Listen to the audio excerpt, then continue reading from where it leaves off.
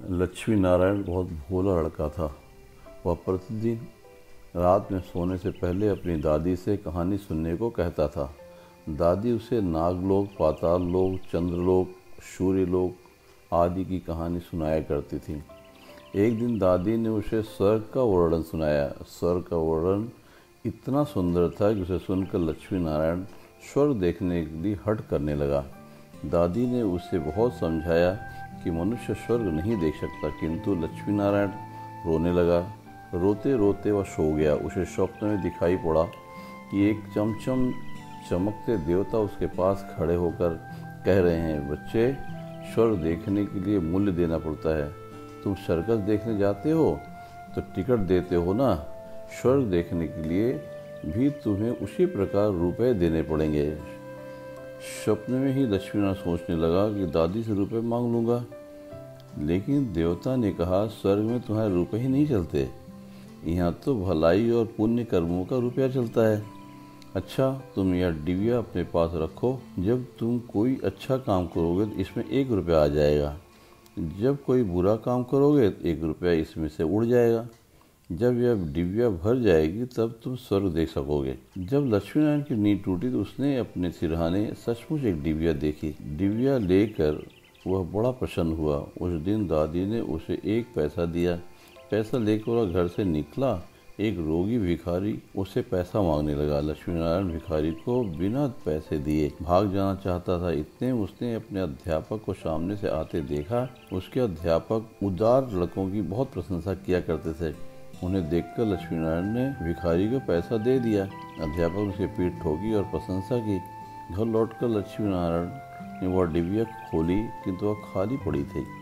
इस बात से लक्ष्मी नारायण को बहुत दुख हुआ और रोते रोते सो गया। सपने में उसे वही देवता फिर दिखाई पड़े और बोले, तुमने अध्यापक से प्रशंसा पाने के लिए पैसा दिया था तो प्रशंसा मिल गई, अब रोते क्यों हो? किसी लाभ की आशा से जो अच्छा काम किया जाता है वह तो व्यापार है, वह पुण्य थोड़े ही है। दूसरे दिन लक्ष्मी नारायण को उसकी दादी ने 2 आने पैसे दिए। पैसे लेकर उसने बाजार जाकर 2 संतरे खरीदे। उसका साथी मोतीलाल बीमार था। बाजार से लौटते समय वह अपने मित्र को देखने उसके घर चला गया। मोतीलाल को देखने उसके घर वैद्य आए थे। वैद्य जी ने दवा देकर मोतीलाल की माता से कहा, इसे आज संतरे का रस देना है। मोतीलाल की माता बहुत गरीब थी।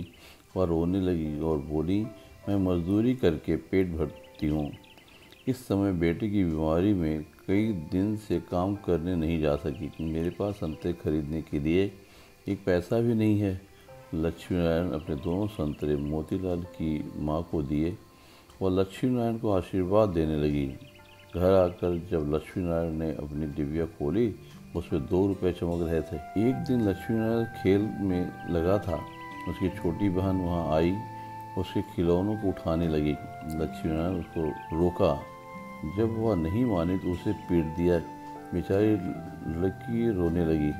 इस बार जब उसने डिबिया खोली तो देखा कि उसके पहले इकट्ठे किए रुपए उड़ जाते हैं। उसे बड़ा पश्चाताप हुआ। आगे से उसने कोई बुरा काम नहीं करने का पक्का निश्चय कर लिया। लक्ष्मी नारायण पहले रुपए के लोभ से अच्छा काम करता था। धीरे धीरे उसका स्वभाव ही अच्छा काम करने का हो गया। अच्छा काम करते करते उसकी डिबिया रुपयों से भर गई। वह स्वर्ग देखने की आशा से प्रसन्न होता।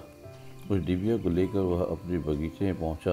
लक्ष्मीनारायण ने देखा कि बगीचे में पेड़ के नीचे बैठा हुआ एक बूढ़ा साधु रो रहा है। वो दौड़ता हुआ साधु के पास गया और बोला, बाबा, आप क्यों रो रहे हैं? साधु बोला, बेटा, जैसी डिबिया तुम्हारे हाथ में है वैसी एक डिबिया मेरे पास थी। बहुत दिन परिश्रम करके मैंने उसे रुपयों से भरा था। बड़ी आशा थी उसकी रुपयों से स्वर्ग देखूंगा, किंतु आज गंगा जी में स्नान करते समय और डिबिया पानी में गिर गई। लक्ष्मीनारायण ने कहा, बाबा, आप रो मत, मेरी डिबिया भी भरी हुई है, आप इसे ले लो। साधु बोला, तुमने इसे बड़े परिश्रम से भरा है, तुम्हें इसे देने से दुख होगा। लक्ष्मीनारायण ने कहा, मुझे दुख नहीं होगा बाबा, मैं तो लड़का हूँ, मुझे अभी पता नहीं कितने दिन जीना है।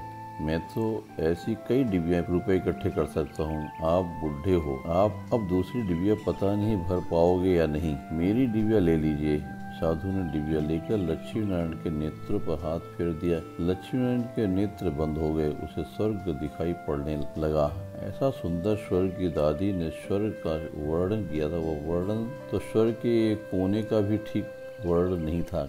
जब लक्ष्मी नारायण ने नेत्र खोला तो साधु के बदले स्वप्न में दिखाई पड़ने वाला वही देवता उसके सामने प्रत्यक्ष खड़ा था। देवता ने कहा, बेटा, जो लोग अच्छे काम करते हैं स्वर्ग उसका घर बन जाता है। तुम इसी प्रकार जीवन में भलाई करते रहोगे तो अंत में स्वर्ग में पहुंच जाओगे। देवता इतना कहकर वहीं अदृश्य हो गया। मित्रों, मनुष्य जैसे काम करता है वैसा उसका स्वभाव हो जाता है। जो बुरे काम करता है उसका स्वभाव बुरा हो जाता है। उसे फिर बुरा काम करने में ही आनंद आता है। जो अच्छा काम करता है उसका स्वभाव अच्छा हो जाता है। उसे बुरा काम करने की बात भी बहुत बुरी लगती है।